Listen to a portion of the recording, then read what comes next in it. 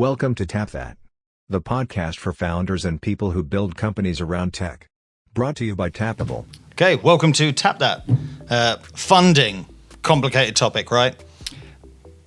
So I hear. Yes, there's lots of ways startups can get funded, and what I wanted to do, or conversations I have a lot, is around how do we get funded and how does funding work. So I just want to kind of demystify some of the madness, navigate some of the basics, just to give people a bit of an oversight or an insight into what startup funding is all about. This could be good. This will help me. I think I skipped all of the intros 101 and just dove straight into things where people expect me to know these terms. So I won't have to pretend anymore after this session, I hope. Yeah, well, I'm pretending for this session. So, please comment and correct us along the way. So, yeah, let's dig in. Two main topics, and we'll try and keep this quite quick. But there's sort of the basics of funding. So what are some of the terminologies? What do some of the things mean? Some of the things you've got to kind of get right from the beginning. But also, like, how do you get funding and how do you set yourself up to be in a good position to be able to receive the funding? Nice. So there's two sort of angles there. Now, just before we dive into funding, there's a term bootstrap. It's used for a lot of things, but sometimes people bootstrap, or when they talk about funding, they bootstrap it themselves, and what they really mean is they fund it themselves. So there is a world where you don't always need to raise external investment. You can fund it yourself up to a certain point, because the earlier you ask for money, the more of your business you give away. Mm-hmm. So if you can bootstrap some or as much, or even get something to market and do some validation, then when you raise money, you retain more of your business. But we're not here to really talk about the pros and cons of bootstrapping and the challenges that faces. This is more about the actual funding. So I just wanted to clear up what bootstrapping meant in the funding. Do we see a lot of that with our startups? Yes. Yeah, there's you can get it to certain points. So it sounds like it's a good idea from what you've just said, if you can, including borrowing from mum and dad. Absolutely, that's what bootstrapping is, right? Absolutely. Yes, if you can. The idea is always get as far as you can on your own cash, because it does two things. One, what I said, you give away less of your business. But two, it also shows investors you're pretty damn serious, right? Nice. So I've spent 20 grand of my own money, and I'm not a rich person, and I don't have 20 grand. I've borrowed off family to get this far. Shows that kind of extra level of commitment as well. So yes, absolutely, it's a good idea to go as far as you can bootstrapping, for sure. Yeah, not always to having a product built somewhere. Mm-hmm. So, funders, different ways you can get funding, different places you can get funding from. So, there are grants. There's grant money out there. Governments are investing heavily in enterprise schemes and innovation schemes to try and encourage businesses to do good things, to help governmental issues, court system. If someone can bring out a product, a service, technology, a training plan, or something that can help divorces get through courts quicker, like there's funding for stuff like that. This is not specifically what we're talking about aimed at technology. Startups funding is it could be for anything. So there's grants. Grant money is, some people call it free money, because you often don't have to give it back and you don't give away parts of your business for it. But of course it comes with heavy governance. So grant funding, there's lots of it. It's more difficult to attain, but it is, once you've got it, it's good money to have, for sure. So grants. Lots of red tape to go through, but really if you've like, just in case you've got an idea, you've bootstrapped a bit, start Googling. Yes. Start Googling. Will someone give me free money for this? Yeah, absolutely. And I'm not a grant funding expert by any means, but some people come to us and they've had some grant funding. They've won £10,000 from Innovate UK to help them get to a certain stage. Cool. Or they've got £300,000 from the DWP to help progress something for a governmental service. Nice. So there is grant money out there. Then there's high net worths or angel investors, very often kind of called the same thing. They're not institutional investors as such. They are investing their own money. And angel investors are more common to get involved at the early stages, seed stage, pre-seed, which we'll talk about. Angel investors and high net worth tend to come in early because they also have incredible tax breaks. So many years ago, when the banks stopped lending to small businesses, the government incentivized high net worths to lend to new businesses, to startups, under schemes called SEIS and EIS, so the Seed Enterprise Investment Scheme and the Enterprise Investment Scheme. And there's great tax benefits at startup level for investors. Okay. So it de-risks their investment. You put X amount of money in. If that business fails, you get X% back, but you also just automatically get X% of that back. And it's between 30 or 50% of that investment back. So you risk actually less than your cash flow. Cool. So really, really useful. So grants, high net worths, angel investors. Then you've got VCs and private equity. So venture capitalists. They generally fund businesses, young businesses showing promise. And private equity is investment from non-listed firms. So big businesses, big investment funds investing into things. Generally, they don't come near startups. Some of them start to, but they don't really fund this sort of seed and pre-seed, which we'll come on to. And then, of course, crowdfunding. So I'm sure we'll have a big conversation on crowdfunding, but the thing to be very careful of, or the thing to be very aware of on crowdfunding is you can put a pitch up on Seedrs, Crowdcube, Kickstarter. You can put a pitch up there, but it doesn't sell itself. It's almost its own product. Your pitch is a product. Now you have to market that, and you have to invest 10,000, 20,000, 50,000 marketing to get people to come and invest in it. So crowdfunding works. There's lots of nuances between all of them, of course. We've seen some do great success, but lots actually fail that way because the lure of, we'll just put it out there and get £10 off 1 million people, false numbers, but it just doesn't actually work like that in reality. More people that I've experienced fail through crowdfunding than succeed. Okay. So they're all the different types of money out there, right? Grants, high net worths, angel investors, VCs, private equity, crowdfunding. They're all the places you can go and get money. Cool. I'm sure when it comes to the next bit, I'm sure it will demystify the difference between those things. Because I've always thought of, quite foolishly, I thought a VC, venture capitalist, as synonymous with a high net worth. Like the subtleties of the differences there. God, at the moment, I don't know. They tend to come in. So different types of funding rounds, because those types of investors tend to come in at different funding rounds. So the first, and they have names, you heard pre-seed, seed, and then series A, B, C, D, all the way through to whatever you want. They're just names for funding rounds, and a round is a point in time where you accept money in return for a piece of equity in your business. And the very first one is generally called the pre-seed. So the seed money, I'm not sure where these terms came from, probably quite interesting to find out, but pre-seed is like your very first money. It's the one you take the big hit on. That's often high net worths or friends and family will come, and you might raise 100,000, 150,000, 200,000 at this kind of pre-seed level just to get you going, just to get your MVP, your day one product, your market more validated. You go and get pre-seed. Then the seed is really, so pre-seed is almost the nothing to something point. Mm-hmm. Seed is then the something that seems to show some promise. So now let's go and scale that and start to expand and do the next things on the business roadmap. So that's kind of your seed, and that's generally slightly more sophisticated investors at slightly higher ticket values. And then after that, it's really Series A. So that's when you start, that's the sort of private equity venture capital. Some of those now are starting to say we will invest in seed and pre-seed and pre-revenue companies, but more often than not, these are big money tickets for rapid scale, rapid growth, but high accountability. And it's if you think your life was stressful at a startup before you've raised VC and PE money, it's different. Different levels after that stage. But comes with the big bucks, right? That's why they get paid the big bucks. And they add lots of value as well. So they're the different types of funding. There are different types of funding rounds, and the different types of funders that come in at those rounds. So is that the full set then? Series A. It sounds like Series A. That's a bit.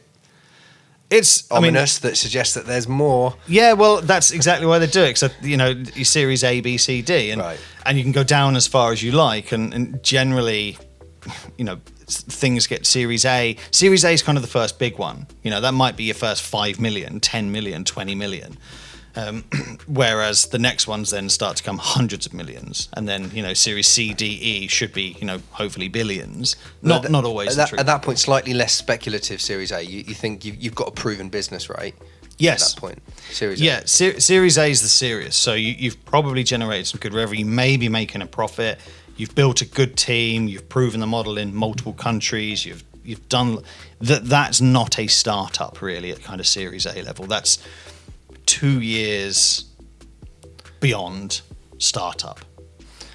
This makes sense. I tell you something that I've always been that hasn't quite made sense to me, even in my days of being nowhere near this professionally and just watching Dragon's Den, right? Yep. So your seed round, there's you and your uncle, your mum and your dad, right? You're all in, 25% each. Excellent. Then you get to what you just called a seed round, and you've got an angel investor comes in, says, like a dragon, I want 50%. Like, is there a standard that happens? Or does everyone have to drop theirs to 12.5? Is that the way it tends to work? Like because when it's just you and your family, I can imagine you get everyone together, like, look, we need to do this. We need this dragon on board, right? So let's say that might happen at that point. But then the next round, who loses? Like, how are you dividing it up more? Yeah. Like your initial investor, you're gonna have to say, right, you need to give up some of your investment. Yep. So the again, nuances to everything, but the general rule is, you all pro rata dilute. So there's only 100% of anything, a company, right? And that 100% is broken into a number of shares. It could be one share is 1%. It could be you can have 1 million shares. You can make as many shares as you want, within reason. So everybody has a share number that equates to a percentage. So generally, when a new investor comes in, what they don't do is take your shares. What happens is the company creates new shares at the valuation of the business, and then the new investor gets those shares. So what does that mean? Well, now there's more shares. So everybody who had shares before, let's keep one share 1%. There's 100 of them. Me and you have got 50 each. An investor comes in. We make another 30 shares for them. We no longer have 50% each because we still have the same number of shares, but our percentage is less. But the value of the shares should go up because there's more value in it. Literally more cash right now. Literally, yes. And if you can't turn that cash into even more money, then and that's where valuations are important. So the agreement you will have with an investor is, I will give you £100,000 and I want 10%. So what does that mean? Well, that means your business is, you've agreed it's worth £1 million. Now there is 1,000 ways to value a business, and generally it's worth what somebody's willing to pay. There's lots of, it's 4.5 times revenue, like great for businesses been around 30 years, but for startups, you convince the investor of opportunity, and they want the lowest valuation, you want the highest, and you generally meet somewhere in the middle. So when investors come in, you all dilute. Again, you can have rules in there to say, I'm not going to dilute, I only want to dilute, but at startup level, just keep things simple, stupid. Like just keep it real simple. Whatever shares you've got, you then make new shares for an investor, and everybody just naturally dilutes their percentage. But when we bought our shares at £1 each, and investors come in and our shares are now worth £100 each. So actually, we've got more value, and shares are personally owned things. So you can sell your shares to anybody whenever you want. Taxes, because it's income and all of that sort of stuff. But in theory, you can sell your shares at any point because they are yours personally owned. So that's what happens when a new investor comes in. Actually, really clear. Good. Thank you. I think this is the exciting one, and maybe our millions of listeners are going to be most interested in this piece anyway. Both of them. All two. Yeah. It's how to secure that funding, and I'm really interested to hear it stated, because I know the answer if I was to get want funding, and it's I talk to Sam and Raj. Yeah. And you make stuff happen. Yeah, it's very easy. So it's very easy to raise money. It's very difficult to be in a position to raise money. Now, what do I mean by that? So two things a number of things, but two general categories have to fall in line. One, the thing you're raising money for has to be a solid story, and we'll talk about some of those things so your business needs to be investable, right? And there's a number of things that make it investable. But two, you also need to be knowing and talking to people who are in a position to invest. So if those two things line up, raising money is easy. But going from ground zero and getting all that stuff together, it's a big old job. And I hear very flippantly a lot, it's, this product is, it's a £75,000 MVP. Yeah, cool, man. I'll just go and raise some money. I'll just go and get some angel investment. Have you ever done that before? No? Well, I'll just go and get some. I'll just crowdfund it. Like there's a stigma, not a stigma, there's a view that it's just that easy. It's really not. It's absolutely really. It's tough. It's really tough, because guess what? Everybody's trying to raise money because they all know it's easy. But it's only easy if those two things line up. So to your point of me and Raj, like certainly in Raj's network, has just over many years built up a very high profile network of high net worths and angels, business angels, investment angels, whatever you want to call them, who we have the privilege to be able to put qualified business propositions in front of. But you can't do 10 of them a week, right? You've got to pick a couple a year because you burn those opportunities. So they're the two things you need to get in order, right? Your business, your opportunity, your story, the opportunity, and the people. Find the people. Now there are things like Angel Investment Network. I think it's angelinvestmentnetwork.co.uk, where you can register, pay a fee, and for £1,000, tick some criteria, and your pitch gets sent to a boatload of high net worths. Like I've seen some successes in that. I've also seen a lot of time wasters, but I have seen some successes. So that's like, they are accessible. Finding investors is accessible. They are accessible, but you need to be investable. So what does that mean? There's a number of things you've got to get right. So your market research. So is there a market for this thing? Can it sell? Is there a monetization model? Is there a need and a want, and does we solve a problem and all that stuff? So is your opportunity validated? You need to have a team, because remember, investors at early stage are not just investing in a product, because most of the time there really isn't a product, or there's a very early shell of a product that's shown some traction. So what they're investing in is you, like above and beyond, they're investing in you. So you need to be very credible. You need to have a solid team around you, know your weaknesses, experts at marketing, experts at technology, experts at finances, experts at law. And these are not people you need to recruit and give equity to and pay them salaries, but you need to have the partners lined up. So you need your team. Your team is super, super important. Your monetization plan. How does it make money? How can it make money? And the marketing plan. How much and where do I spend money to make that money?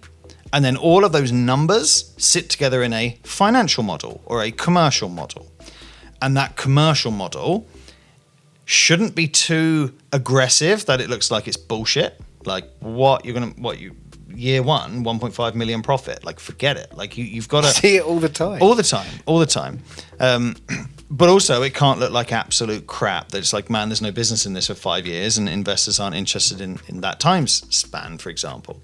So you've got to find the right balance of that. Like how good does your financial model look? But the key things, because we review financial models a lot, we've built them, we've reviewed them successfully and unsuccessfully. The number one thing that we find investors look at the pre-seed and seed is, when do you run out of money? Like that's the most important thing. When are you out? When are you out of cash? Because two things happen at that point. Either you have to start making enough revenue to then cover it, or you need to raise more money. And either of them is fine. you just have to demonstrate you thought about it. You show a financial model that in 6 months from now is, we go into minus in 6 months, like forget it. But you've got to also, like, we look at financial models more to see if all the right things have been considered, less than the numbers that are in the boxes, because it's all made up. Like, it's just all made. But from month 6, mostly made up. From month 12, definitely made up. Like, forget 5-year financials. Forget them.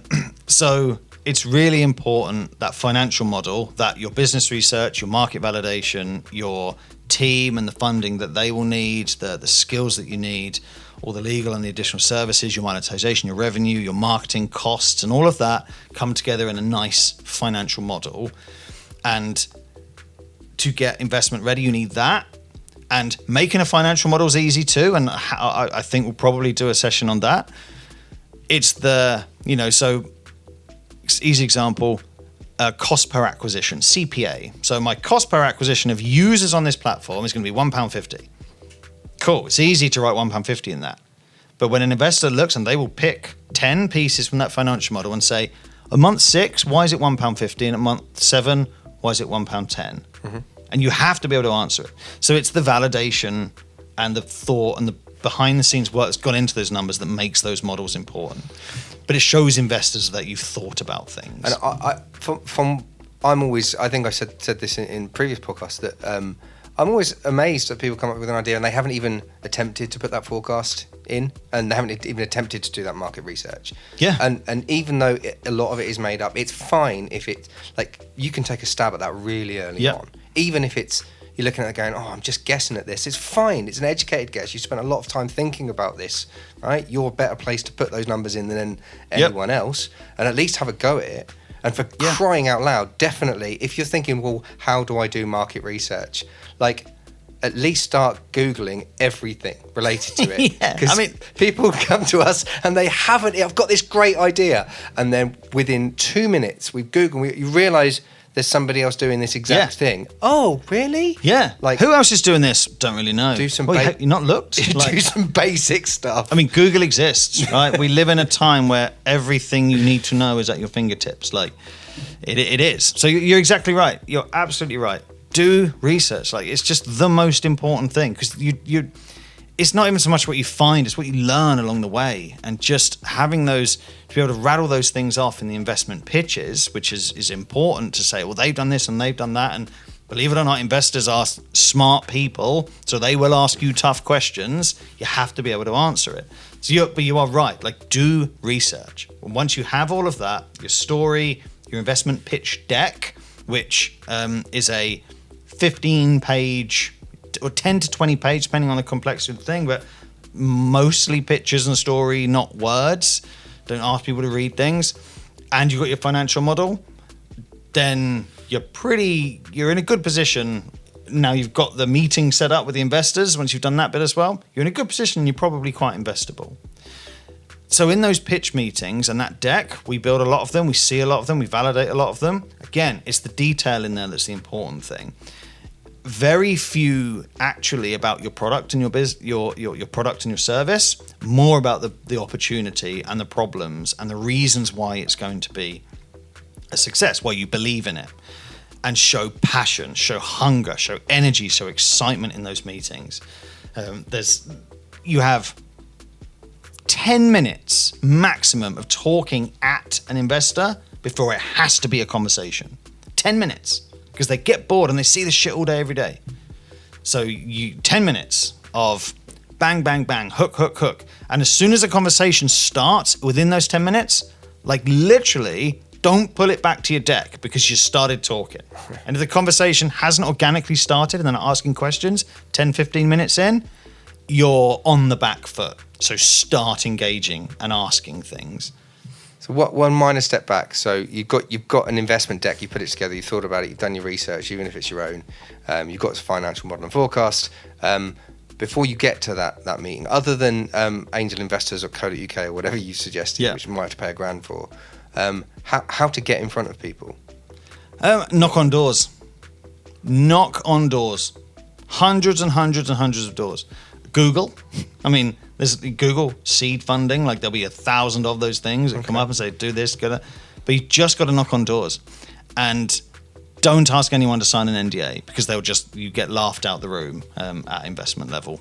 You really do, because you've just got to let go of the emotion of it's my baby, it's my secret, and just knock on doors. It's the only way to open them. Oh, look at that, profound. Couple of other tiny things before we wrap up. Your cap table, which is visually think of a pie chart split into 100 pieces or more, but percentages. Your cap table is who owns what. So make sure you don't mess your cap table up early, because as soon as you want to start switching shares between people. So let's say me, you, mum, dad, we go 25% in on a business, and then mum, because it was just a bit of fun at the time, we'll split it all even. Then an investor comes in and says, bang on, mum and dad are not involved in it. You're not involved in it because you've got another job. So you're the one who's running it, but you've only got 25%. And when I buy in, you're only going to have 15%. So the main person responsible for making this business a success only owns 15% of it on day one. Right. So then you have to start swapping shares. And what does swapping shares do? Tax. So now you've got tax complications and legal complications. So don't incorporate early, and make sure you don't screw your cap table up early doors. Like seen it lots of times and had to shut down and reopen businesses because the cap table's such a bloody mess. In that scenario, tidy thing is like, mate, just lend me some money. Mum and dad, just lend me some money. Trust me. Yeah. Here's a little bit of paper. Judge, that stands up in court, and Judge Rinder, little bit of paper. Just sign that back of a cigarette packet. Yeah. But then officially, the person with the big skin in the game owns 100%. That helps you in the next round. It doesn't have to be 100, but it's big majority. Numbers. Like they've got the most skin in it. Okay. So yeah, just don't. And it's okay to own a quarter of it, like it is. But if you have to start shifting shares around after shares exist, shares have a value. I give you a share for free because oh crap, no, actually, you should have them. And then a week later, someone invests, and those shares are worth £1 million when they bought them at 100 grand.